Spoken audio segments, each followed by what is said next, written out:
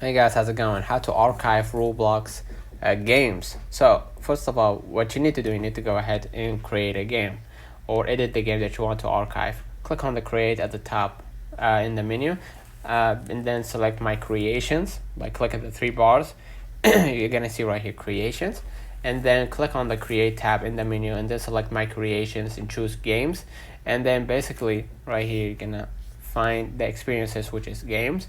Under the basic settings tab on the game status option, change the status from private to effectively archived, making it no longer accessible to the public.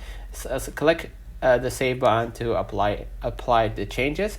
This will effectively archive your game, making it accessible only to you. So let's turn on the comments if this video helped you. Don't forget to like and subscribe, and thank you for watching.